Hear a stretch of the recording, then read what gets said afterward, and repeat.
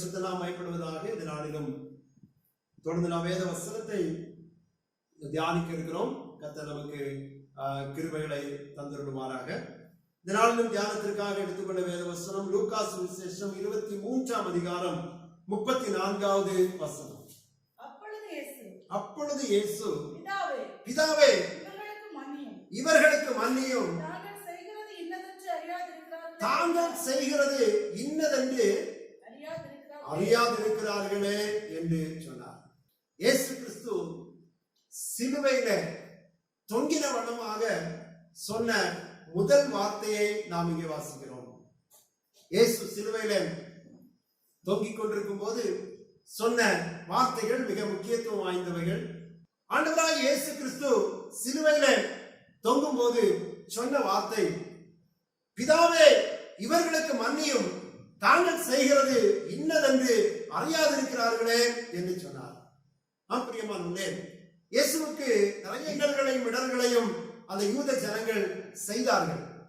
இயேசு ஊழியம் செய்த நாட்களிலேயும் குற்றம் கண்டுபிடிக்கவும் அவருக்கு பல இடையூறுகளை ஏற்படுத்தவும் ஒரு பெரும் கூட்டம் அவருக்கு பின்னால நடந்து கொண்டே இருந்தது. அவரை பிடிக்கும்படியாக, அவருடைய ஊழியத்தை தடை செய்யும்படியாக பல கூட்டங்கள் நடந்து கொண்டிருந்தது. இறுதியாக தேவனுடைய சித்தத்தின் நாட்களிலே காலம் நிறைவேறின போது பிதாவாகிய தேவன் குமாரனாகிய கிறிஸ்துவை பாவிகளுடைய கையில பிடிக்கப்படும்படியாக ஒப்பு கொடுத்ததை நாம் பார்க்கிறோம். இயேசு அந்த நாட்களில் பிடிக்கப்பட்டு அவர் சிலுவையிலே அறையப்பட்டார். அவர் அதிகமாக அடித்தார்கள், நொறுக்கினார்கள், அவரை இரத்தம் சிந்த வைத்தார்கள், அவரை விசாரித்தார்கள். கடைசியில அவரை சிலுவையில 3 ஆணிகள் அடித்து அவரை சிலுவையில தொங்க விட்டார்கள். சிலுவையில தொங்கிக் கொண்டிருந்த இயேசு சொன்ன முதல் வார்த்தை, பிதாவே இவர்களுக்கு மன்னியும், தாங்கள் செய்கிறது இன்னதென்று அறியாதிருக்கிறார்களே. பாருங்கள், தேவன் இயேசு பயன்படுத்தின அந்த வார்த்தையை சற்று கவனித்து பாருங்கள். மன்னியும் என்று கேட்கிறார். இரண்டாவது, அவருடைய செயல்களை நினைவு கூறுகிறார். யூதர்களும் வேதபாரகரும் பரிசேயர்களும் யூத மார்க்க அமைந்த எல்லா மனுஷர்களும் அவருக்கு விரோதமாக குற்றம் சாட்டிக் கொண்டே இருக்கிறார்கள். நேசித்தவர்களும் அவர்களுக்கு உதவி செய்ய முடியாதபடிக்கு பின்வாங்கிக் கொண்டிருக்கிறார்கள். இந்த நேரத்தில் பிதாவே இவர்களுக்கு மன்னியும் என்று இயேசு கேட்கிறார். மன்னியும், பிதாவே இவர்களுக்கு மன்னியும் என்று இயேசு கேட்கிறார். ஏனென்றால் தாங்கள் செய்கிற காரியம் என்ன செய்கிறார்கள்? நிறைய செய்கிறார்கள் இல்லையா?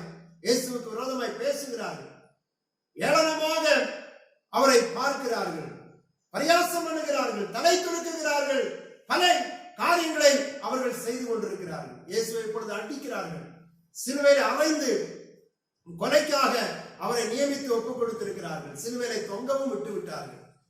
இந்த செயல்கள் எல்லாவற்றையும் இயேசு நினைவு கூர்ந்து சொல்கிறார், பிதாவே இவர்களுக்கு மன்னியும், தாங்கள் செய்கிறது, தாங்கள் செய்கிறது இன்னதென்று அறியாதிருக்கிறார்கள். மன்னிப்பதற்கு பிதாவிடத்தில் ஒரு காரணத்தை அவர் சுட்டி காண்பிக்கிறார். ஆண்டவரே, இவர்களுக்கு தெரிந்திருந்தால் இப்படி செய்திருக்க மாட்டார்கள், அறியாமல் செய்கிறார்கள், அறியாமல் செய்கிறார்கள். யாரை செய்கிறோம் என்று தெரியாமல் செய்கிறார்கள், என்ன செய்கிறோம் என்று தெரியாமல் செய்கிறார்கள், ஏன் செய்கிறோம் என்று தெரியாமல் செய்து கொண்டிருக்கிறார்கள். ஒருவேளை அவருடைய மனக்கண்கள் திறந்து போனால் கண்டிப்பாக இவர்கள் செய்யவே மாட்டார்கள். அநேகருக்கு பல நேரங்களில் தெரியாமல் இருந்தது. சமாரியா ஸ்திரீ இயேசுவிடத்தில் பேசும்போது அவளுக்கு தெரியாம, இயேசு அவளிடத்தில் சொன்னார், உனக்கு தெரியலம்மா, நீ யாரிடத்தில் பேசுகிறாய் என்பது நீ தெரியாம இருக்கிறாய். ஒருவேளை உனக்கு தெரிந்திருந்தால் நீ அவரிடத்திலேயே ஜீவ தண்ணீரை கேட்டிருப்பாய், அவருக்கு தண்ணீர் கொடுத்திருப்பாய். தாகத்துக்கு தண்ணி கேட்டால் நீ மறுத்து கொண்டிருக்கிறாய், நியாயம் பேசிக் கொண்டிருக்கிறாய். ஆனால் ஏன் பேசுகிறாய் என்றால் அதுக்கு காரணம் இருக்கிறது. உனக்கு தெரியவில்லை. இன்றைக்கு அநேக ஜனங்கள், உலக ஜனங்கள் ஏன் செய்து கொண்டிருக்கிறார்கள், ஏன் பாவம் செய்கிறார்கள், ஏன் தேவனுடைய நாமத்துக்கு விரோதமாய் பேசுகிறார்கள், ஏன் கர்த்தருக்கு விரோதமாய் எழும்புகிறார்கள்? ஒரு காரணமும் இல்லை.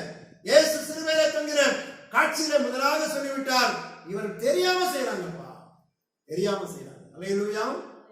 அவங்களுக்கு தெரியல, தெரிந்திருந்தால் செய்திருக்க மாட்டார்கள். அப்போஸ்தலனாகிய பவுல் 1 கொரிந்தியர் புத்தகம் 2ஆம் அதிகாரம் 8வது வசனத்திலே இந்த வார்த்தையை அவர் எடுத்து காண்பிக்கிறார். வாசித்து பாருங்கள். 1 கொரிந்தியர் புத்தகம் 2ஆம் அதிகாரம் 8வது வசனத்தை எடுத்து வாசிங்க. அதை இப்பிரபஞ்சத்தின் பிரபுக்களில் ஒருவரும் அறியவில்லை. அதை இப்பிரபஞ்சத்தின் பிரபுக்கள் ஒருவரும் அறிந்திருக்கவில்லை. அறிந்தார்கள் ஆனால் மகிமையின் கர்த்தரை அவர்கள் சிலுவையில் அறைய மாட்டார்களே. இந்த பிரபஞ்சத்தின் மனுஷர்கள் பிரபுக்கள் ஒருவருக்கு தெரியாம போச்சு. அல்லேலூயா. பவுல் கூட சொல்லுகிறார், செய்துட்டாங்க, ஆனால் தெரிந்திருந்தா என்ன செய்திருக்க மாட்டாங்க, செய்திருக்கவே மாட்டாங்க. எப்படிங்க? இயேசு அதைத்தான் சொல்கிறார், அறியாம செய்திருக்கிறார்கள், மன்னித்து விட மாட்டவரே, பிதாவே மன்னியும். பவுல் சொல்கிறார், இப்பிரபஞ்சத்தின் பிரபுக்கள் அவர்களுக்கு இந்த விஷயம் தெரியல, தெரிந்திருந்தால் மகிமையின் கர்த்தரை அவர்கள் சிலுவையில் அறைந்திருக்க மாட்டார்கள். நிச்சயமாய் இன்றைக்கு உலகத்தில் நடக்கிற தேவனுடைய நாமத்துக்கு விரோதமாய் நடக்கிற, கர்த்தருடைய ஜனங்களுக்கு விரோதமாய் எண்ணம் கொண்டு செயல்படுகிற, ஒருவேளை தேவ ஜனங்களை பகைக்கிற எந்த மனுஷர்களாக இருந்தாலும் சரி, ஏனதை செய்கிறார்கள் அவங்களுக்கு தெரியல. அல்லேலூயா. அப்படி நம்ம என்ன செய்யலாம்? ஆண்டவரே, அவருடைய மனக்கண்கள் எல்லாம் திறந்தரணும் என்று சொல்லி ஜெபிக்கலாம். அப்போஸ்தலனாகிய பவுல் எபேசியருக்கு நிருபத்தில் அதான் சொன்னார், ஆண்டவரே, இவர்களுக்கு மனக்கண்களை என்ன செய்யும்? திறந்தரணும்.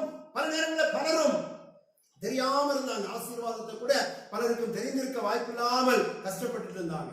இயேசு சொன்னார், தேவன் சொன்னார், என் ஜனங்கள் அறிவில்லாமையினால சங்காரமாய் கொண்டிருக்கிறார்கள், தெரிந்திருக்கவில்லை. அந்த வார்த்தையை அன்னைக்கு ஆண்டவர் முக்கியப்படுத்திக் கொண்டிருந்தார். எனவே நாமும் இயேசுவோட சேர்ந்து சொல்லிட வேண்டியதுதான், பிதாவே, இவர்களுக்கு மன்னியும், தாங்கள் செய்கிறது என்னதென்று அறியாதிருக்கிறார்களே. அல்லேலூயா. பல காரியங்கள் மனுஷர்களுக்கு இன்னைக்கு தெரியவில்லை. அப்படினாலே அவர்கள் துணிகரமாக தேவனுடைய நாமத்துக்கு விரோதமாக செயல்படுகிறார்கள், பாவம் செய்ய துணிந்திருக்கிறார்கள்.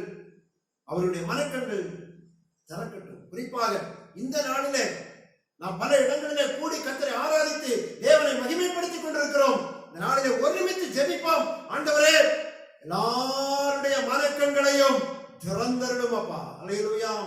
இன்னைக்கு சிலுவையின் தரிசனம் அநேகருக்கு தோன்றப்பட வேண்டும். இயேசு இன்னைக்கு அநேகரை தரிசிக்க வேண்டும், இயேசுவை தரிசிக்க வேண்டும். அநேகருக்கு விஷயங்கள் தெரியல. அப்போஸ்தலனாகிய பவுல் இந்த ஆண்டவரை அவன் அறியாமல் காணப்பட்டான். ஒரு நாள் அவனுடைய மனக்கண்களை ஆண்டவர் திறந்தார். ஐயோ, நீ யார் என்று கேட்டான். அப்பொழுது இயேசு சொன்னார், நீ துன்பப்படுத்துகிற இயேசு நானே. தெரிந்த நேரத்திலிருந்து அவன் எந்த துன்பமும் படுத்தல. இயேசு யாருன்னு தெரிகிறது வரையிலையும் அவன் நிறைய பிரச்சனைகள் உண்டு பண்ணினான். தேவ ஜனங்களுக்கு விரோதமாக எழும்பினான், பல தீமைகளை செய்தான். ஆனால் இயேசு யார் என்று தெரிந்த அந்த நிமிஷத்துல இருந்து தன்னுடைய வாழ்க்கையை இயேசுவுக்காக ஒப்புக் கொடுத்தான். இயேசுவே, என்ன மன்னிங்கப்பா. அல்லேலூயா. மன்னிங்கன்னு சொல்லி ஒப்புக் கொடுத்தான். இயேசுவுக்காக ஊழியம் செய்ய முன் வந்தான். இயேசுவை ஆராதிக்கிறவனாக, இயேசுவை பின்பற்றுகிறவர்களுக்கு ஒரு நல்ல மாதிரியாகவும் அவருடைய விசுவாசத்தை பலப்படுத்துகிறவனாய், எல்லாருக்கும் நிருபங்களை எழுதி அவர்களை சபைகளை திடப்படுத்துகிறவனாக கர்த்தர் அவரை மாற்றினார் என்பதில் எந்த சந்தேகமும் இல்லை. நாம் அப்போஸ்தலர் நடவடிக்கைகள் 9ஆம் அதிகாரத்திலே அதை தெளிவாக வாசிக்கிறோம். ஏன் இதை சொல்லுகிறேன் என்றால், இவருடைய அடிப்படை கருத்து என்னவென்றால், மனுஷர்கள் இன்றைக்கு அறியாமல் இருக்கிறார்கள். அல்லேலூயா. பிதாவே, இவர்களுக்கு மன்னியும், தாங்கள் செய்கிறது இன்னதென்று அறியாது இருக்கிறார்களே. அல்லேலூயா. அறியாமல் செய்கிற காரியம். சில குறிப்புகளை நான் உங்களுக்கு நினைப்பூட்டும்படியாக விரும்புகிறேன். தெரியாமல் என்றால் ஒரு உணர்வு இல்லாமல், அதை பற்றி ஒரு முக்கியத்துவம் இல்லாமல் மனுஷர்கள் செய்கிற சில காரியங்களால ஏற்படுகிற நன்மை தீமைகளை நான் இன்னைக்கு உங்களுக்கு சொல்ல விரும்புகிறேன். மத்தேயு சுவிசேஷம் 24ஆம் அதிகாரம் 39வது வசனத்திலே நோவாவின் காலத்தில் நடந்த நிகழ்வை எடுத்து சொல்வதை நாம் பார்க்கிறோம். மத்தேயு 24:39 வாசித்து பாருங்கள்.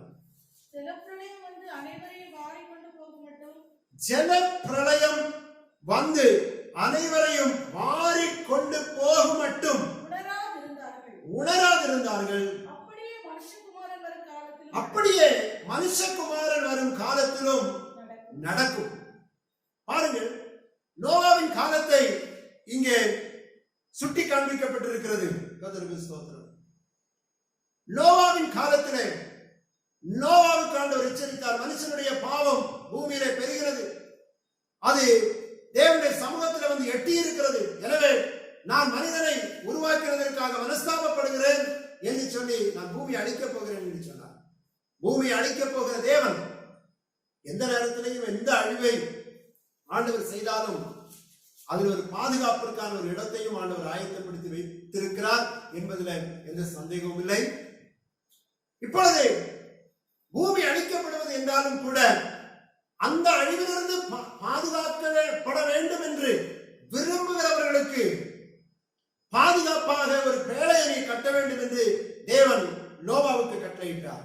நோவாவுக்கு கட்டளையிட்டு கட்டுவதற்கான இந்த மரத்தினால என்னென்ன அளவுகளினாலே கட்டப்பட வேண்டும் என்பதை ஆண்டவர் திட்டமாக குறித்துக் கொடுத்தார்.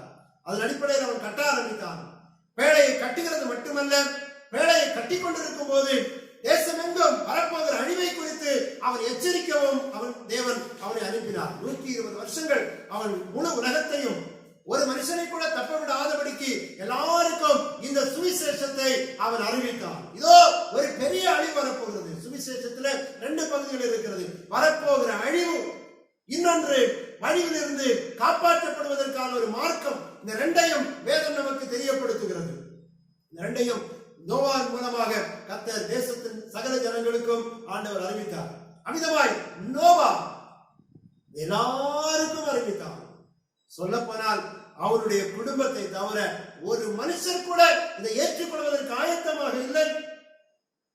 அநேகர் அதை கிண்டலடித்தார்கள், அநேகர் பரியாசம் பண்ணினார்கள், இது நடக்காது என்று சொன்னார்கள். ஆனால் குறிப்பிட்ட நாட்கள் வந்தது, காலங்கள் வந்தது. அது மட்டுமல்ல, மழையை குறித்து உலகம் இதுவரையிலும் கண்டிருக்கவில்லை. மழை என்று சொன்னால் என்னவென்றே தெரியாது. அப்படிப்பட்ட சூழ்நிலையில் மழையை பற்றி அவன் சொல்கிறான். பூமியை கர்த்தர் பனியினால்தான் நினைத்துக் கொண்டிருந்தார் நோவாவின் காலம் வரையிலையும். அதன் பின்பு ஆண்டவர் அமிதமாய் மழையை அனுப்பினார்.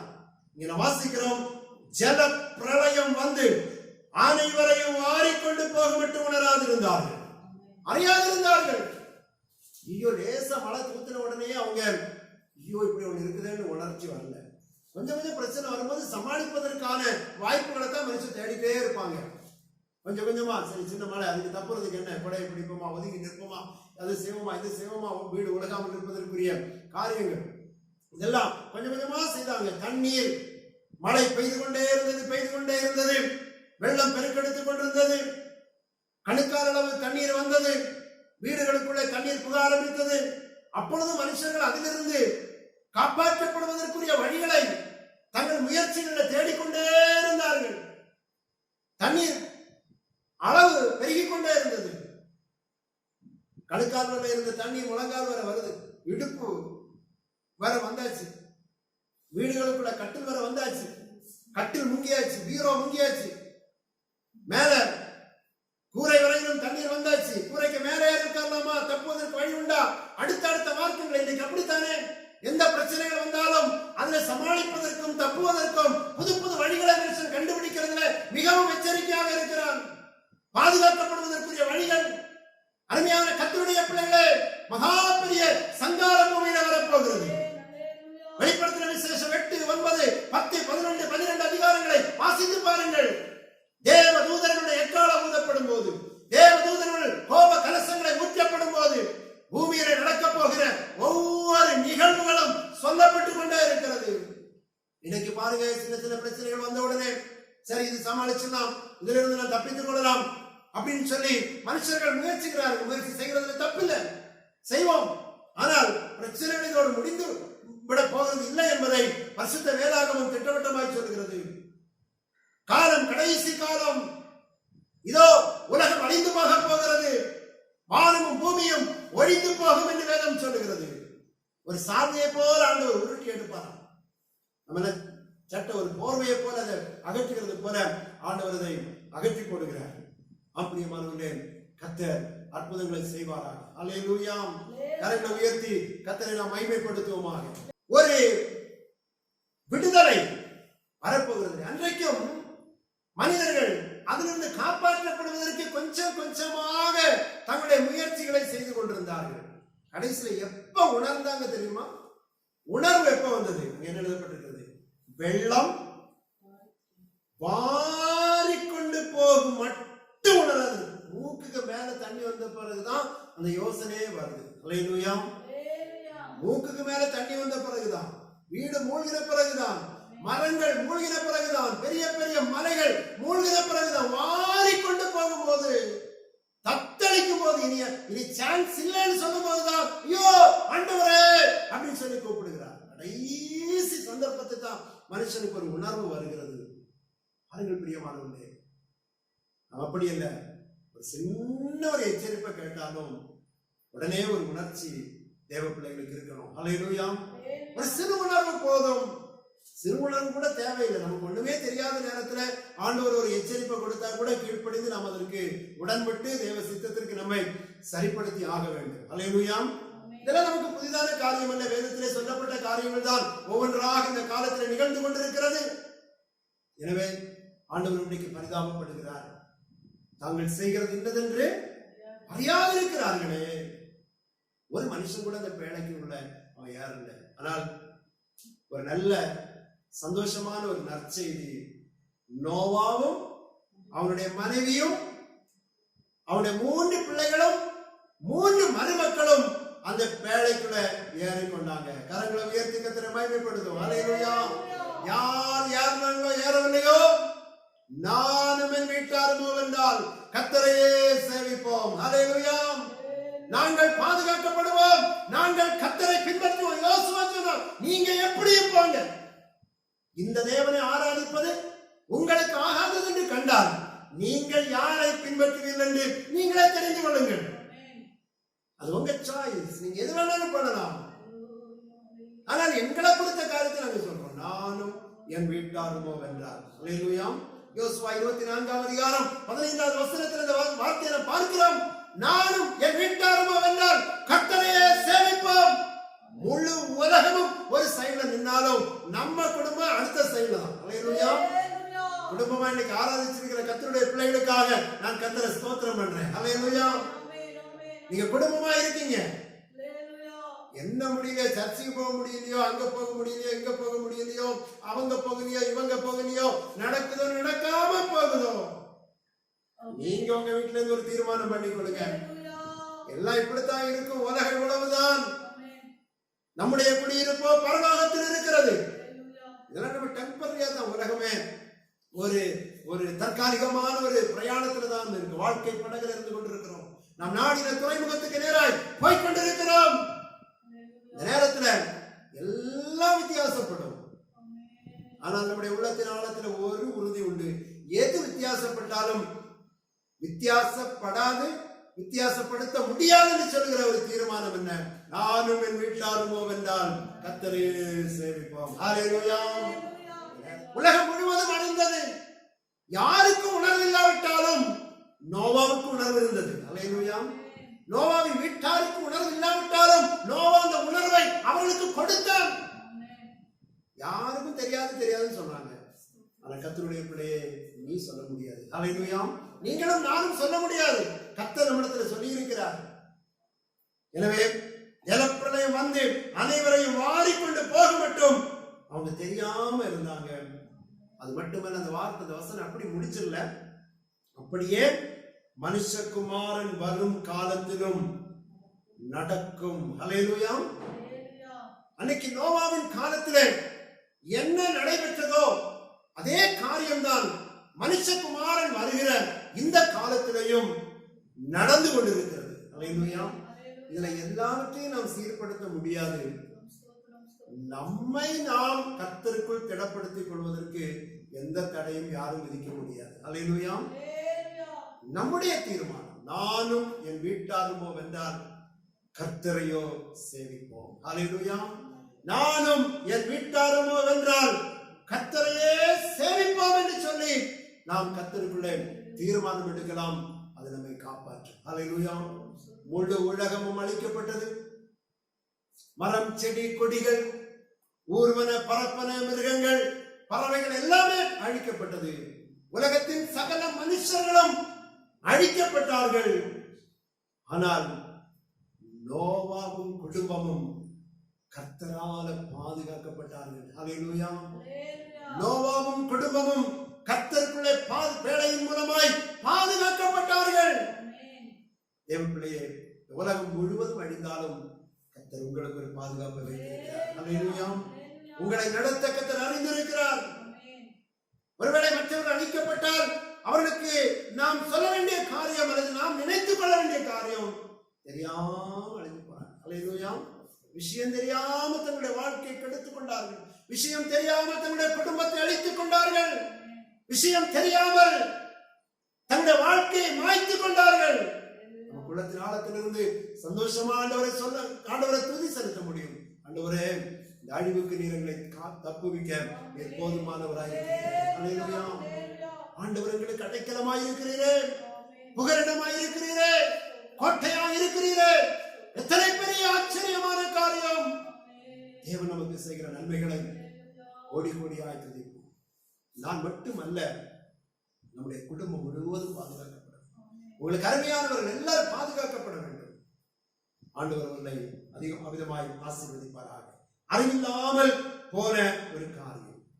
இரண்டாவதாக நான் 2 குறிப்புகளை உங்களுக்கு சொல்ல விரும்புகிறேன். சில காரியங்களுக்கு மனுஷர்களுக்கு தெரியாமல் இருக்கிற ஒரு காரியம், சில சிக்கல்களை மாட்டிக்கொள்றதுக்கு தெரியாத காரியம். ஒரு மனுஷன் ஆண்டவர் தன்னை விட்டு விலகினதை அறியாமல் இருந்தான். அல்லேலூயா. இன்னொருத்தன் ஆண்டவர் தன்னோடு இருப்பதை அறியாமல் இருந்தார். அல்லேலூயா. சிலருக்கு ஆண்டவர் தன்னோடு இருக்கிறதே தெரியாது. அது கூட பரவாயில்லை, நமக்கு தெரியலைனாலும் கர்த்தர் நம்மோடு கூட இருப்பார். அல்லேலூயா. சிலர் நமக்கு தெரியாம இருக்கலாம், ஆனாலும் கர்த்தர் நம்மோடு இருந்து நம்ம கைவிடாமல் இருப்பார். இன்னொரு பக்கத்துல இன்னொரு மனுஷன் ஆண்டவர் தன்னை விட்டு விலகிறது அவனுக்கு தெரியாது. இன்னைக்கு அநேகருக்கு அப்படித்தான். ஏன் தெரியாது தெரியுமா? அவனோட ஏற்கனவே ஆண்டவர் ஒரு காலத்துல இருந்தார். ஆண்டவர் இருந்தார், அவனை அழைத்தார், அவனை பிரித்தெடுத்தார், அவனை பயன்படுத்தினார், அவனுக்கு உதவி செய்தார். அநேக காரியங்கள்ல அவனை பராக்கிரமசாலியை பயன்படுத்தி கொண்டிருந்தார். ஆனால் ஒரு குறிப்பிட்ட நேரத்துல அவனை விட்டு தேவன் விலகிட்டார். இவனிடத்துல என்ன செய்ய முடியாது, இருக்க முடியாது. அல்லேலூயா. கர்த்தரை ஆராதிக்கிற கர்த்தருடைய பிள்ளையே, நம்மோட கர்த்தர் எப்போது இருப்பான்னு நினைக்காதுங்க. நம்ம ஆண்டவர் ரொம்ப சாப்பிட்டானவர். எனவே அப்போஸ்தலனாகிய பவுல் எபேசியர் நிருபத்தில் எழுதி எச்சரிக்கிறார், நீங்கள் மீட்கப்படும் நாளுக்கென்று முத்திரையாக பெற்ற பரிசுத்த ஆவியை துக்கப்படுத்தாதீங்க. நாம ஆண்டவரை துக்கப்படுத்தினா அவர் நம்ம விட்டு விலகிடுவார். அல்லேலூயா.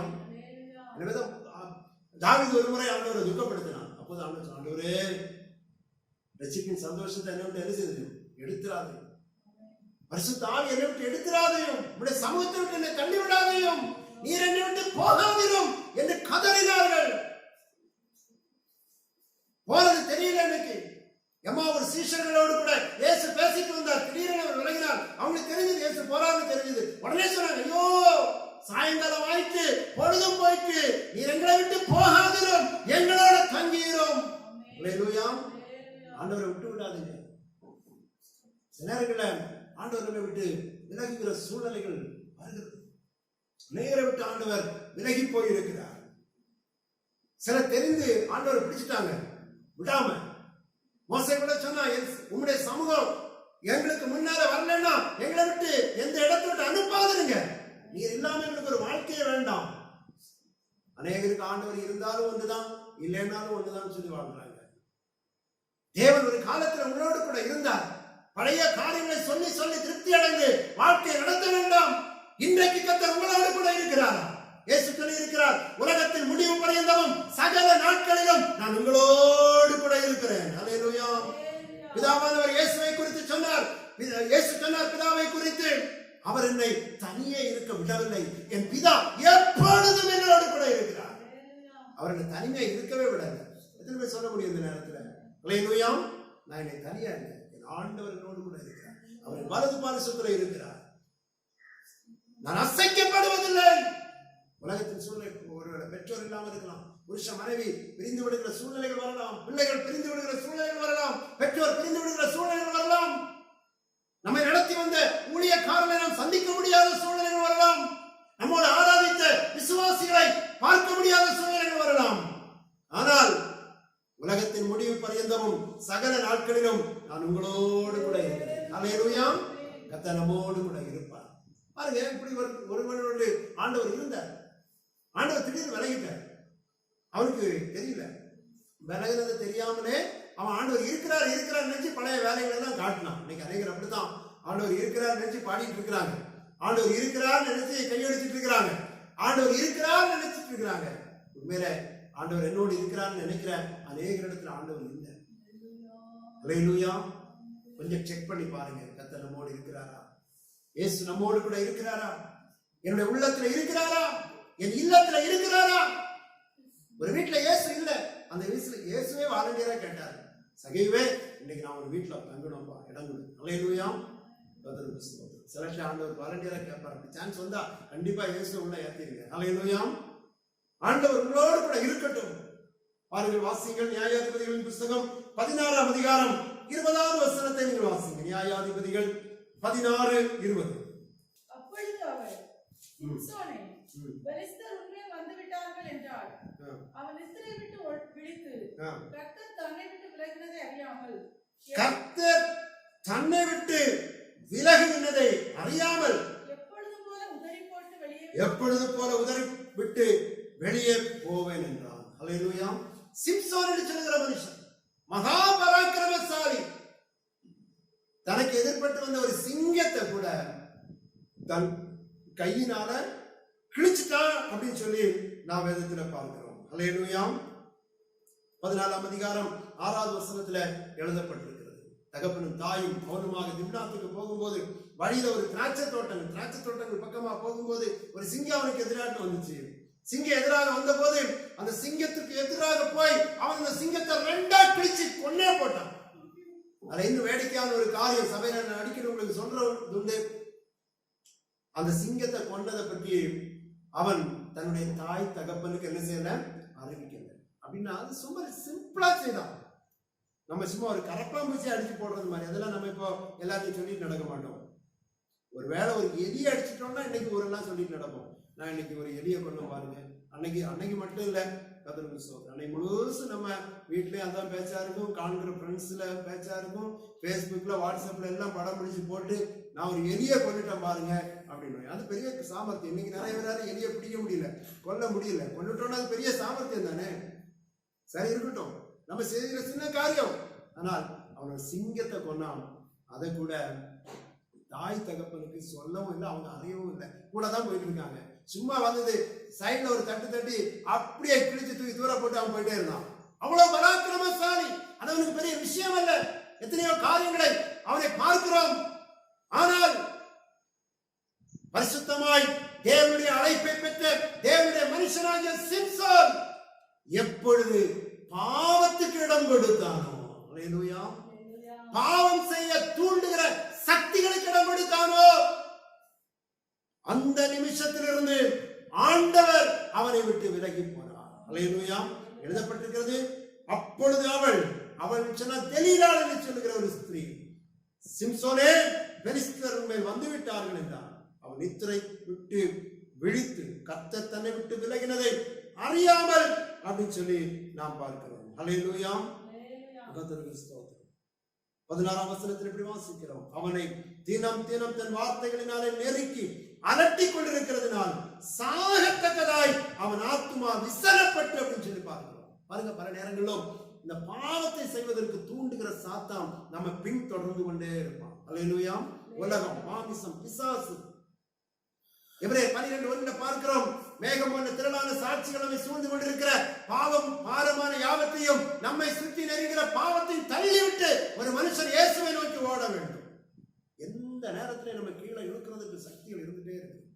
எப்படியாவது நம்முடைய அபிஷேகத்தை இழந்து போக, நம்முடைய அழைப்பை இழந்து போக, நம்முடைய வல்லமையை நாம் இழந்து போக பல தருணங்கள். நாம் ஒண்ணுல உதறிட்டோம்னா விடாது, அடுத்த முயற்சியில நம்ம இழுப்பதற்கு. இந்த சம்பவம் உங்களுக்கு தெரியும், நீங்க இதை வாசிங்க. தெரியாதவங்க இந்த பகுதியை வாசித்து பாருங்க. அதெல்லாம் நான் இப்ப விளக்க வரல. ஒரு ஸ்திரீ நிமித்தமாய் அவன் உடனே கூப்பிட்டவன ஓடி போகல, சொன்ன உடனே கீழ்ப்படியல.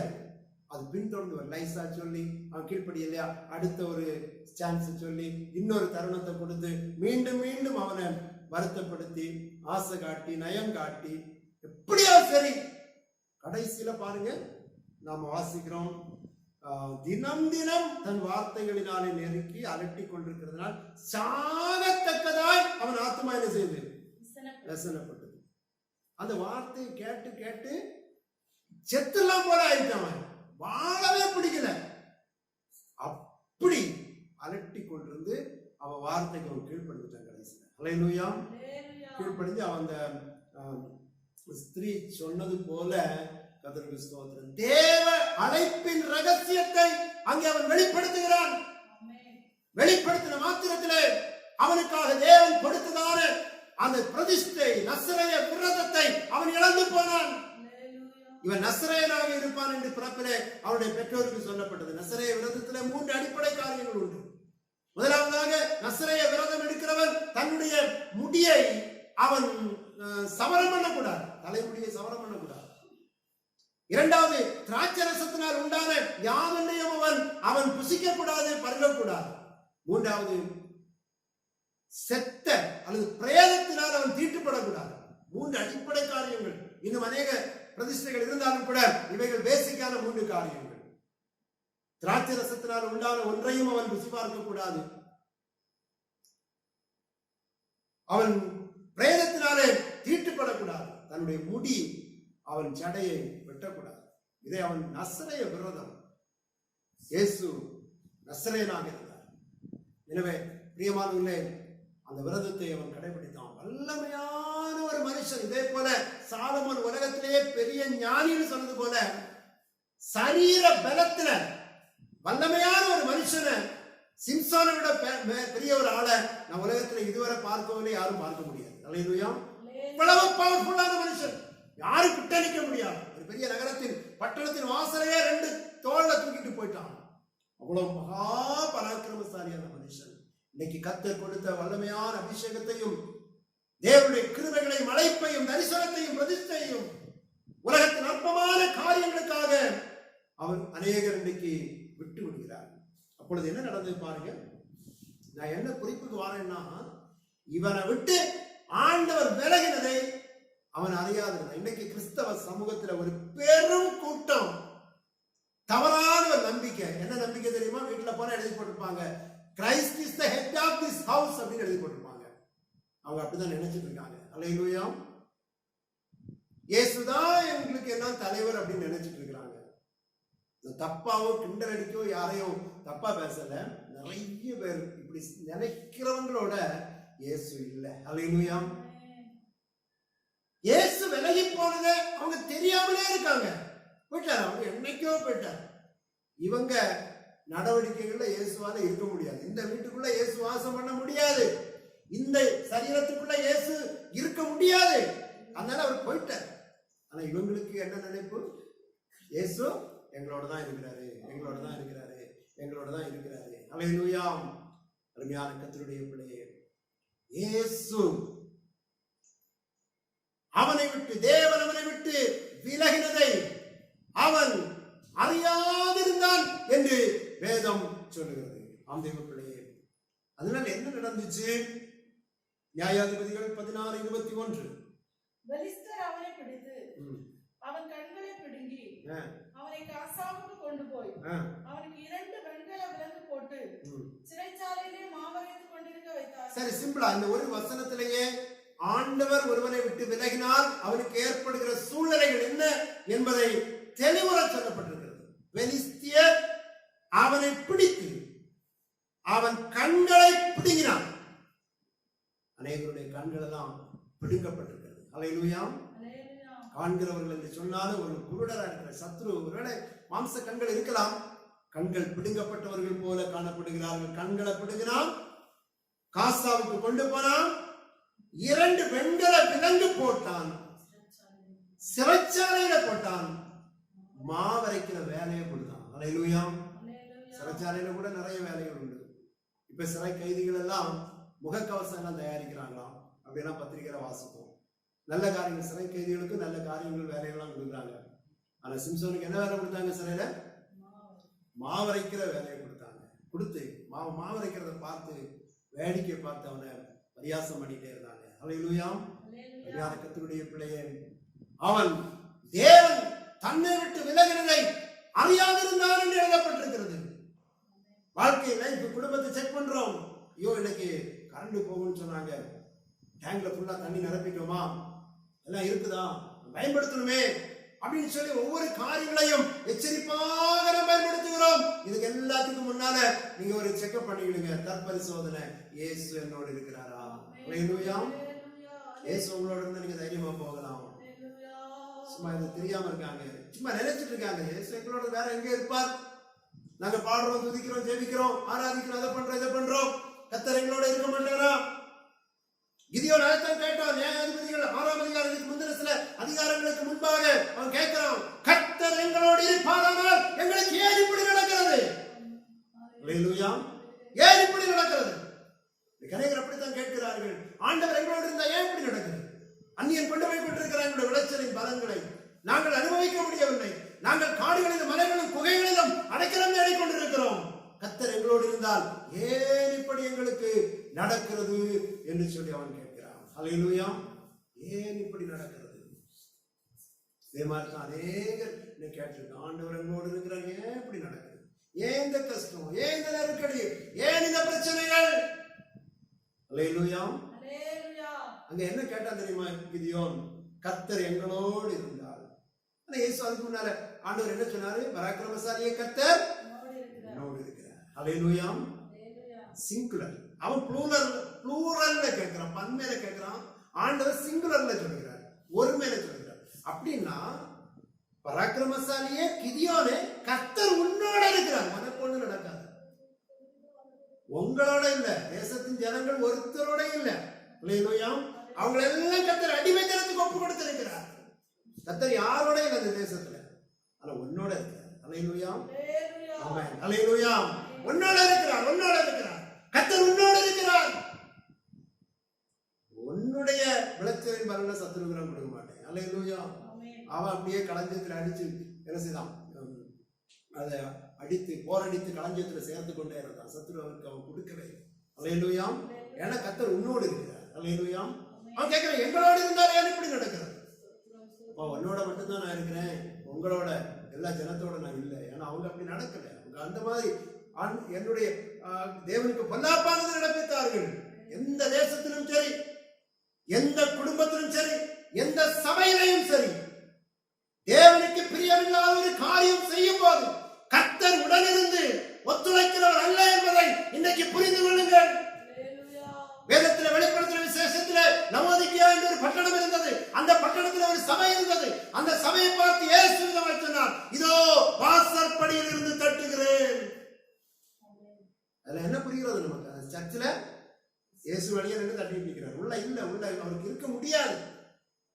வா, நான் வர்றதுக்கு ஏதாவது ஒரு வாய்ப்பு பண்ணு, வந்து திறந்து என்ன உள்ள ஏற்றுங்கன்னு கேட்டுட்டு இருக்கிறார். ஹல்லேலூயா. எச்சரிக்கையாக இருப்போம். அறியாது இருக்கிறார். இயேசு இதைத்தான் சிலுவையில் சொல்றார், தாங்கள் செய்கிறது இன்னதென்று அறியாது இருக்கிறார். இன்னைக்கு பாருங்க, ஜனங்களுக்கு ஒரு அறிவே இல்லை, எதையோ நினைச்சிட்டு நடக்கிறாங்க. எல்லாம் சரிதான் நினைச்சிட்டு இருக்கிறாங்க. கர்த்தர் எங்களோட தான் இருக்கிறார் நினைச்சிட்டு இருக்கிறாங்க. சிம்சோன் அமிதமாய் நினைத்தான், கர்த்தர் எங்களோடு இருக்கிறார் என்று நினைத்தான். கர்த்தர் தன்னை விட்டு விலகினதை அறியாமல் எப்போ செய்யறது மாதிரி செய்தா என்னைக்கும் இந்த வண்டி ஓடாது. ஹல்லேலூயா. ஃபேன் சுவிட்ச் ஆஃப் பண்ணாலும் கொஞ்ச நேரம் ஓடி நிற்கும். பார்த்தீங்களா? எல்லாம் அப்படிதான். விமானம் தரையில் இறங்கின பிறகு என்ன செய்யும்? கொஞ்சம் தூரம் ஓடி அப்படி நிற்கும். இதே மாதிரி ஆண்டவர் இருந்த நாட்கள் ஆண்டவர் கொடுத்த கிருபை வல்லமை பலத்துல வண்டி கொஞ்சம் ஓடி நிற்கும், என்னைக்கு ஓடாது. ஹல்லேலூயா. சில பழைய சில அனுபவங்கள், முந்தின நாட்களை பெற்ற கிருபைகள் இதெல்லாம் வச்சு கொஞ்சம் ஓட்டிட்டு இருக்காங்க. வேகம் குறைஞ்சது உங்களுக்கு தெரியுதா? நிக்க போகுது வண்டி. ஹல்லேலூயா. சிம்சன் அப்படித்தான் எழுப்பி பார்த்தான். ஏன்னா அவனுக்கு நிறைய எக்ஸ்பீரியன்ஸ் உண்டு. கர்த்தர் தன்னோடு இருந்த செய்த பராக்கிரமமான பல காரியங்கள் அவன் சொல்ல முடியும். ஆனால் இன்றைக்கு நினைச்சான், கர்த்தர் என்னோட தான் இருக்கிறார் நினைச்சான்.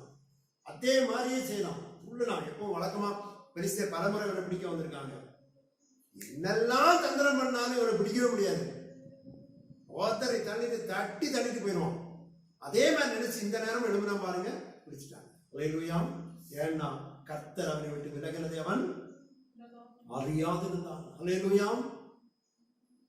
சப்போஸ் ஒருவேளை விலகினா கூட அதை அறிஞ்சிட்டா கூட நம்ம பாதத்தில் விழுந்து, தாவீதை நம்ம பார்க்கிறோம், பல மனுஷர்களை பார்க்கிறோம், அவர்கள் தேவன் விலகுகிறார் அல்லது நம்ம ஒரு பாவம் செய்துட்டோம் என்பதை அறிந்தா விடமாட்டாங்க. அவர்கள் காலை பிடிச்சு, ஐயோ ஆண்டவரே எங்களை விட்டு போகாதுங்க, ஒரு சீசனை போல அவர் விலகி போறது தெரியுது, தெரிஞ்சிட்டாலாவது பரவாயில்ல, பிடிச்சு மன்னிப்பு கேட்டு ஆண்டவரை திரும்பவும் எங்களோட தங்கிரும், விலகாதிருமப்பா என்று சொல்லி நம்ம வீட்டுல எப்படியாவது இழுத்தாலும் வருவார்.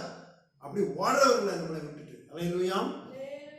ஆனா சிலருக்கு என்னன்னா விலகி போறது கூட தெரியவே இல்லை.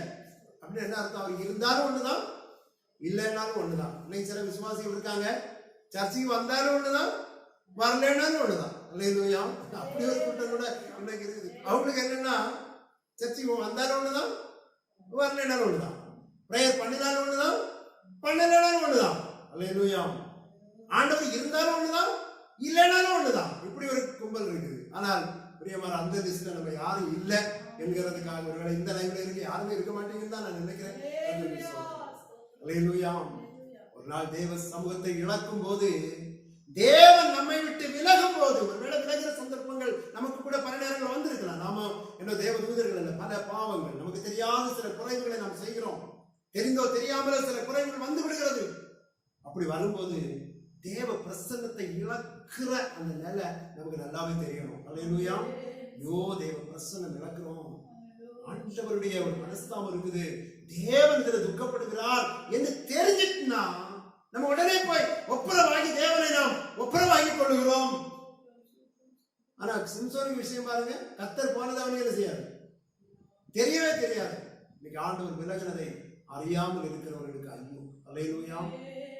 சப்போஸ் உங்களுக்கு ஏதாவது அந்த மாதிரி ஃபீலிங், ஆண்டவர் நம்ம விட்டு விலகிறாரோன்னு தெரிஞ்சா உடனே உட்கார்ந்துருங்க, முழங்கால் படிக்கிட்டு இருங்க, ஆண்டவரே வேதனை உண்டாக்கும் வழி என்னிடத்தில் உண்டோ என்று பார்த்து என்ன செய்யும், நித்திய வழியில நடத்துங்கப்பா, என்னை சுத்திகரிங்க, நீர் தான் எனக்கு வேணும், நீர் என்னை விட்டு போக கூடாது, என்னோடு கூட நீ தங்கி இருக்க வேண்டும், உங்களுடைய ஆசீர்வாதம் வேண்டும், உங்களுடைய வழி நடத்துதல் வேண்டும் என்று சொல்லி ஆண்டவர் அப்படியே உறுதியா பிடிச்சிருக்கு.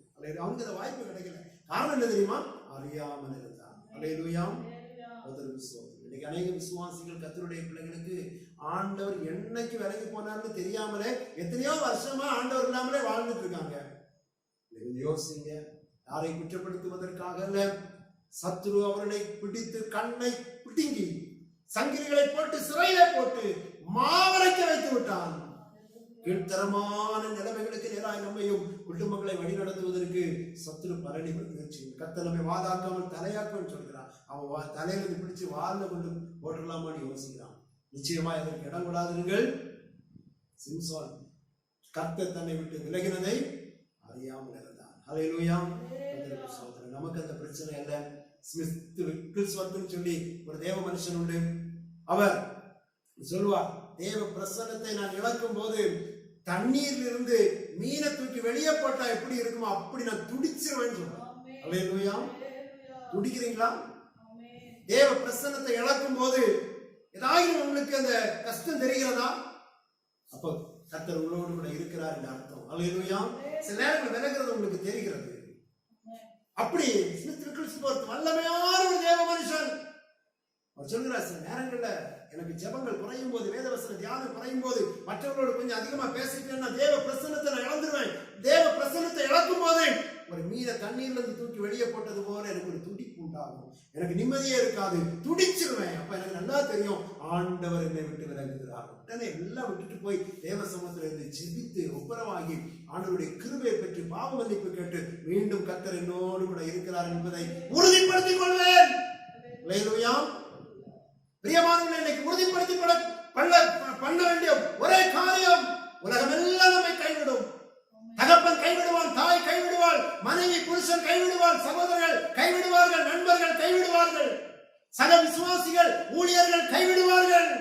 ஆனால் கைவிடாத ஒரு நேசர் இயேசு இருக்கிறார். அவர் நம்மோடு இருக்கிறார் என்று யார் தங்களை நிச்சயப்படுத்திக் கொண்டு வாழ்கிறார்களோ அவர்கள் ஆசீர்வதிக்கப்படுவார்கள், பாதுகாக்கப்படுவார்கள். அல்லேலூயா. அறியாமல் இருந்தான். அல்லேலூயா. இவருக்கு பாருங்க, ஆண்டவர் தன்னை விட்டு விலகிறது தெரியாம இருந்துச்சு. இன்னொருத்தருக்கு ஆண்டவர் தன்னோடு இருக்கிறது தெரியாம இருந்துச்சு. வாசிக்க பார்க்கலாம். ஆதியாகமத்தின் புஸ்தகம் 28ஆம் அதிகாரம் 16வது வசனம். யாக்கோபு நித்திரை தெளிந்து விழித்தபோது யாக்கோபு நித்திரத்திலிருந்து விழித்தபோது மெய்யாகவே கர்த்தர் இந்த ஸ்தலத்தில் இருக்கிறார், மெய்யாகவே கர்த்தர் இந்த ஸ்தலத்தில் இருக்கிறார், இதை நான் அறியாதிருந்தேன் என்றார். இதை நான் அறியாதிருந்தேன் என்றார். என்றான். ஹல்லேலூயா. யாக்கோபு பாருங்க, இப்போ இக்கட்டான ஒரு சூழ்நிலையில இருக்கிறான். தகப்பனோடு தாயோடு வாழ்ந்தவன், குணசாலி, குடாரவாசி. அவன் வீட்டுல ஒரு பிரச்சனையான சூழ்நிலை நிமித்தமாய் அவன் வீட்டிலிருந்து துரத்தி விடப்படுகிறான். துரத்தி விடப்பட்ட போது அவன் ஒரு இடத்துல நிரந்தரமான ஒரு இடத்துல வந்த போது, லூஸ் என்று சொல்கிற ஒரு இடத்துக்கு வந்தான். அந்த இடத்துல வந்த போது சூரியன் அஸ்தமித்தது. போக வழியில மாமா வீட்டுக்கு போறான். எத்தனை கிலோமீட்டர் தூரம் ஒண்ணுமே அவனுக்கு தெரியல. எப்படியோ போறான், அஸ்தமித்து விட்டான். அந்த இடத்துல கல்ல தலையணையா எடுத்து வைத்து படுத்து தூங்கினான். தூங்கி காலையில விழித்தான். விழிக்கும் போது அங்கே நான் வாசிக்கிறோம், கர்த்தருக்கு ஸ்தோத்திரம், ஆதியாகமம் 28:16 ஒரு முறை கூட வாசிங்க. யாக்கோபு நித்திரை தெளிந்து விழித்தபோது யாக்கோபு நித்திரை தெளிந்து விழித்தபோது மெய்யாகவே கர்த்தர் இந்த ஸ்தலத்தில் இருக்கிறார், மெய்யாகவே கர்த்தர் இந்த ஸ்தலத்தில் இருக்கிறார், இதை நான் அறியாதிருந்தேன். இதை நான் அறியாதிருந்தேன். ஹல்லேலூயா. ஹல்லேலூயா. சில விசுவாசிகளுக்கும் கர்த்தருடைய பிள்ளைகளுக்கு கூட இப்படி கூட சிலர் இருக்காங்க. ஆண்டவர் இருக்கிறது அவங்களுக்கு தெரியாது, ஆனா நல்ல அனுபவங்கள் இருக்கும். நல்ல வசனங்கள், வார்த்தைகள், தரிசனங்கள், கர்த்தருடைய ஆசீர்வாதங்கள், இதெல்லாம் ஒரு பக்கம் இருக்கும். ஹல்லேலூயா. ஆண்டவரே அவங்களுக்கு தெரியாமலே அவங்களோடு கூட இருந்து நடத்திட்டு இருப்பார். ஹல்லேலூயா. ஆனாலும் ஏற்ற காலத்திலே கர்த்தர் நான் உன்னோடு கூட இருக்கிறேன் என்பதை வெளிப்படுத்துவார். ஹல்லேலூயா. தகப்பன் இல்ல, தாய் இல்ல, சகோதரன் இல்ல, நண்பர்கள் இல்ல, வேலைக்காரர்கள் இல்ல, ஒரு பெரிய குடும்பத்தில் அந்தஸ்தோடு வாழ்ந்தவன் தனிமையாக விடப்பட்டிருக்கிறான். படுப்பதற்கு பாய் இல்ல, கட்டில் இல்ல, தலையணை இல்ல, ஒரு கல்லத்துக்கு தலையணையா வச்சு படுத்துட்டு இருந்தான். ஹல்லேலூயா. அவன் மனசு எப்படி இருந்திருக்கும்? இரவுல நல்ல ஒரு தரிசனத்தை பார்க்கிறான். அவன் ஆண்டவரை பற்றியோ ஒண்ணுமே அவன் யோசிக்கல. இந்த நேரமேல அவனுக்கு ஒண்ணும் ஓடல. சில நேரங்கள் எல்லாம் நமக்கு ஒண்ணுமே ஓடாது. சில நேரத்துக்கு வாயில ஒரு ஸ்தோத்திரம் கூட வராது. ஹல்லேலூயா. ஒரு பாட்டு வராது. 137ஆம் சங்கீதத்துல பாபிலோன்ல சிறைப்பட்டு போன சிறைவாசிகளை பார்த்து அந்த தேசத்தின் ஜனங்கள் சீயோனின் பாட்டை பாட சொல்றாங்க. அவங்களுக்கு தங்களுக்கு நல்ல இன்ஸ்ட்ருமெண்ட்ஸ் எல்லாம் வச்சிருக்காங்க. அதெல்லாம் செடிகள்லையும் கொடிகள்லையும் மரங்களையும் தொங்கப்பட்டிருக்காங்க. அவங்களே சொன்னாங்க, நீங்க நல்ல சர்ச்சு விசுவாசிகள் தானே, நல்லா பாடுவீங்க, எல்லாம் 2 பாட்டை பாடுங்களேன். ஹல்லேலூயா. ஹல்லேலூயா. அவங்க சொன்னாங்க, அந்நிய தேசத்துல கர்த்தரின் பாட்டை நாங்க எப்படி பாட ஒரு இன்ட்ரெஸ்டே இல்ல, பாட்டு தெரியும், நல்லா பாடினவங்க தான், இப்ப பாட மனசு இல்ல. ஹல்லேலூயா. கர்த்தருக்கு ஸ்தோத்திரம். முடியல. அப்படி அவர்களால ஒன்றுமே முடியாதபடிக்கு டல் ஆயிட்டாங்க. வசனம் வரல, ஜெபம் வரல. சில சொல்லுவாங்க, பாசி எவ்வளவு ஜெபம் பண்ணி பார்க்க வார்த்தையே வரல, ஜெபிக்கவே முடியல. ஹல்லேலூயா. வசனம் வாசிக்க முடியல. அப்படி இருக்கிறோம், பாட முடியல, உற்சாகம் இல்லை என்று சொல்லி அப்படியே இருக்கிறாங்க, டல்லா இருக்காங்க. ஹல்லேலூயா. இதே போலதான் அந்த சூழ்நிலை சில நேரங்கள் அப்படி இருக்கும். ஹல்லேலூயா. கலங்காதுங்க, பயப்படாதுங்க, கர்த்தர் உங்களோடு கூட இருக்கிறார். ஹல்லேலூயா. கர்த்தருக்கு ஸ்தோத்திரம். யாக்கோபுக்கு அந்த விஷயம் தெரியல. அவன் அப்படி இருக்கான், படுத்தான், தூங்குறான். பயம் வேற, திகில் வேற. கர்த்தருடைய ஒரு மகா பெரிய ஒரு வாக்குத்தத்தம் இருக்குது, மூத்தவன் இளையவனை சேவிப்பான். பெரிய ஒரு வாக்குத்தத்தம். ஒரு குணசாலி, குடாரவாசி, குடும்பத்தின் சூழ்நிலைகள் அவனை தனித்து விடப்பட்டிருக்கிறது. இன்றைக்கு கூட ஒருவேளை நம்முடைய நாட்டின் சூழ்நிலை, வைரஸின் சூழ்நிலை, ஒருவேளை 42ஆம் சங்கீதக்காரனோடு கூட சேர்ந்து நம்ம சொன்னா, முன்பு நான் தேவனுடைய ஆலயத்திற்கு போய் களிப்பும் துதிப்புமாய் போய் வருவேனே, அதெல்லாம் என் இதயம் நினைத்து எனக்குள்ளே தியங்குகிறது அப்படின்னு சொல்றான். 42ஆம் சங்கீதத்தில் சர்ச்சைக்கு போக முடியாதவன் படுகிற அங்கலாய்ப்பை தான் மானானது நீரோடைகளை வாஞ்சித்து கதறுவது போல என் ஆத்துமா கத்தறுகிறது அப்படின்னு சொல்லி அவன் ஏங்குகிறான். என்ன சர்ச்சைக்கு போக முடியல, ஆலயத்துக்கு போக முடியல, கத்தரை துதிக்க முடியல அப்படின்னு சொல்கிற ஒரு கட்டுப்பாடு அவனுக்கு வந்துருச்சு. என்ன சூழ்நிலை? ஹல்லேலூயா. ரெகோபெயாம், யெரொபெயாம் என்று சொல்கிற 2 பேர் ராஜ்யத்தை பங்கிட்டு கொண்ட போது இந்த 42ஆம் சங்கீதத்தை எழுதினவன் ரெகோபெயாமுடைய இடத்துல அவன் மாட்டிக்கொண்டான். அந்த நேரத்துல தான், சாரி, யெரொபெயாமுடைய இடத்துல அவன் மாட்டிக்கொண்டான். தேவனுடைய ஆலயம் ரெகோபெயாமுடைய அந்த ப்ரொவின்ஸுக்குள்ளாக இருந்தது. எனவே அங்க நாடு விட்டு முன்னால ஒரே நாடு போயிடலாம், இப்போ பாஸ்போர்ட் எடுத்து தான் போக முடியும். அது வேற எதிரி நாடா மாறி போச்சு. அந்த மாதிரி அவன் போகிற கட்டாயம் போக முடியாது. சர்ச்சுக்கு போக முடியாது, எருசலேம் ஆலயத்துக்கு போக முடியாது. அங்க நினைக்கிற ஆராதனை நினைச்சு நினைச்சு வேதனைப்படுறான். எப்பொழுது தேவ சமூகத்துல வந்து நிற்பேன். ஹல்லேலூயா. இதே போல இன்னைக்கு தனிமைப்படுத்தப்பட்ட நிலையில ஆராதனை நினைத்து கலங்குகிற தேவ பிள்ளையே, கலங்காதே. அல்லேலூயா. மனாந்தரத்தில் நம்மோடு இருக்கிற கர்த்தர் நம்மோடு இருக்கிறார். பத்ம தீவிலே கர்த்தருடைய நாளில் ஆவிக்குள்ளாக மாற்றின கர்த்தர் நம்மோடு இருக்கிறார். ஆண்டவர் நமக்கு உதவி செய்ய வல்லமையுள்ள தேவனாய் இருக்கிறார். கலங்காதே. எங்கே இருந்தாலும் கர்த்தரோடு கூட இருக்கிறார். ஆனால் ஒரு நிகழ்வு என்னன்னா, இங்க யாக்கோபு சொல்றார், ஆண்டவர் இந்த இடத்துல இருந்தது எனக்கே தெரியாம இருந்துச்சு. அல்லேலூயா. உங்களுக்கு தோணும் ஆண்டவரே இல்லை, நீங்க ஏதோ தனிமைப்படுத்தப்பட்ட மாதிரி, எங்கேயோ இருக்கிறது மாதிரி, ஒண்ணு இல்லாத மாதிரி, ஒரு வறண்ட நிலம் மாதிரி, ஏதோ காரியத்துல சிக்கலை மாட்டிக்கொண்டது மாதிரி இருப்பீங்க. ஆனால் ஒரு உண்மை மறைந்திருக்கிறது. கர்த்தர் மலைகள் விலகினாலும், பர்வதங்கள் நிலை பெயர்ந்தாலும், சூழ்நிலைகள் உலகமெல்லாம் தலைகளை போனாலும் கர்த்தர் உங்களை விட்டு விலகவே மாட்டார். அல்லேலூயா. நான் உன்னை விட்டு விலகுவதும் இல்லை, உன்னை கைவிடுவதும் இல்லை. நீ போகும் இடம் எல்லாம் உன் தேவனாகிய கர்த்தர் உன்னோடு கூட இருக்கிறார். யாக்கோபுக்கு தெரியல. யாக்கோபு நினைச்சா வீட்டை விட்டு போன உடனே எல்லாமே போச்சு, ஆண்டவரும் போயிட்டாரு. அல்லேலூயா. ஆலயத்தை விட்டு போன உடனே எல்லாமே போச்சுன்னு நினைச்சான். வனாந்திரத்துல ஐயோ என் வாழ்க்கையில தொலைச்சு அப்படின்னு நினைச்சிட்டு நிர்பந்தமான சூழ்நிலையில காலையில விழித்து எழும்பும் போதுதான் தெரிஞ்சது, அப்பா தகப்ப இல்லைனாலும், தாய் இல்லைனாலும், சகோதரர்கள் இல்லைனாலும், நண்பர்கள் இல்லைனாலும் கர்த்தர் இடத்துல இருக்கிறார். எனக்கு இவ்வளவு நேரம் தெரியாம இருந்துச்சு, இப்ப தெரியுது. என் ஆண்டவர் உள்ளே குதிச்சு எழும்புறான். ஒரு நல்ல தீர்மானம் பண்ணினான், நல்ல ஒரு பொருத்தனை பண்ணினான். அந்த தான் தலையில வச்சிருந்த கல்லை தூக்கி நிமிர்த்தி வச்சான். வச்சுட்டு சொன்னான், ஆண்டவரே இது வானத்தின் வாசல். அந்த இடத்துக்கு ஒரு பேரை மாத்திரம், இது லூஸ் கிடையாது, இது பெத்தேல் எனப்படும். அல்லேலூயா. நான் நிறுத்தின இந்த கல் தேவனுக்கு ஒரு வீடாக மாறும். யாக்கோபு சொல்றான், கர்த்தர் இந்த ஸ்தலத்தில் இருக்கிறார் என்பதை இதுவரை அறியாம இருந்தேன். அல்லேலூயா. எனக்கு தெரியல, ஆனா இப்ப தெரிஞ்சுக்கிட்டான். அல்லேலூயா. இது தெரியாம இருக்கிறது பிரச்சனை இல்லை, கொஞ்ச நேரம் தெரியாம இருந்தாலும் ஒண்ணும் இல்லை, அது நமக்கு புதிய உற்சாகத்தை கொடுக்கும். அல்லேலூயா. கர்த்தருக்கு ஸ்தோத்திரம். பாருங்க, அதுக்கு பிறகு நான் ஏற்கனவே சொன்னது போல நல்ல பொருத்தனை பண்றான். ஆண்டவருக்கு நல்ல ஸ்தோத்திரம் செலுத்துறான். அந்த கல்லை நிமிர்த்தி வச்சு அதுக்கு பெத்தேல்னு பெயர் போடுறான். வருங்காலத்துல இது ஒரு தேவனுடைய வீடாகும் சொல்லி பிரதிஷ்டை பண்றான். அது மட்டுமல்ல, கர்த்தருக்கு ஸ்தோத்திரம். கடைசி வசனத்துல, நான் தூணாக நிறுத்தின இந்த கல் தேவனுக்கு வீடாகும், தேவரீர் எனக்கு தரும் எல்லாவற்றிலும் உமக்கு தசமபாகம் செலுத்துவேன் என்று சொல்லி பொருத்தனை பண்ணி கொண்டான். அல்லேலூயா. அந்த வனாந்திரத்திலே சூப்பர் ஆராதனை நடந்துச்சு. அல்லேலூயா. யாரும் கிடையாது அவனுக்கு. நல்ல கர்த்தரை துதிச்சான், நல்ல தேவ தரிசனம் பார்த்தான், காலையில் எழுந்து ஆண்டவரை துதிச்சான், பிரதிஷ்டை பண்ணினான், தீர்மானம் பண்ணினான், பொருத்தனை பண்ணினான். ஆலயத்துக்கே ஒரு பேஸ்மெண்ட் போட்டது மாதிரி ஆயிடுச்சு. அல்லேலூயா. ஒரு காலத்துல கர்த்தர் அந்த வனாந்திரத்தில் ஒரு ஆலயத்தை எழுப்புவதற்கு ஒரு அஸ்திபாரமாய் அந்த இடம் மாறுச்சு. அல்லேலூயா. ஒரே ஒரு வார்த்தை மட்டும் சொல்லி உங்களுக்கு முடிக்க விரும்புகிறேன். 1 சாமுவேல் புஸ்தகம் 3ஆம் அதிகாரம் 7வது வசனத்திலே நாம் இப்படி வாசிக்கிறோம், சாமுவேல் இன்னும் கர்த்தரை அறியாதிருந்தான் என்று எழுதப்பட்டிருக்கிறது. வாசிங்க.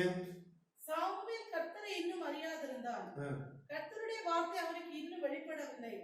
கர்த்தர் மறுபடியும் 3ஆம் விசை போதும், சாமுவேலை கர்த்தர் கூப்பிடுகிறார். சாமுவேலே என்று கூப்பிடுகிறார். அவன் அறியாதிருந்தான். ஒரு முறை கூப்பிட்டார், தெரியாது. 2வது முறை கூப்பிட்டார், தெரியாது. 3வது முறை இன்னும் அறியாமல் இருந்தான். எத்தனையோ முறை கூப்பிட்டும் அறியாதிருந்தான். ஆனால் ஒரு நேரம் அவன் அறிந்து கொண்டான். அது ஏலி அவனுக்கு சொல்லிக் கொடுத்தான். இனி அவனுக்கு தெரியாம இருக்கிற அப்படின்னா நமக்கு ஒரு பொறுப்பு இருக்கு. சிலருக்கு சில நல்ல அழைப்பு பெற்றவர்கள், நல்ல தேவ தரிசனம் பெற்றவர்கள், நல்ல தேவனால் பயன்படுத்தப்படக்கூடியவர்கள் நம்முடைய குடும்பத்தில் கூட இருக்கலாம். அவங்களுக்கு விஷயம் தெரியாம இருப்பாங்க. ஏலி அவனுக்கு சொல்லிக் கொடுத்தாப்பா, இனி நீ ஆண்டவர் இப்படி சொன்னால் கர்த்தாவே சொல்லும், அடியேன் கேட்கிறேன் என்று சொல். அது நிமித்தமாய் அவன் அறிந்து கொண்டான். பிதாவே இவர்களுக்கு மன்னியும், தாங்கள் செய்கிறது இன்னதென்று அறியாதிருக்கிறார்களே. அல்லேலூயா.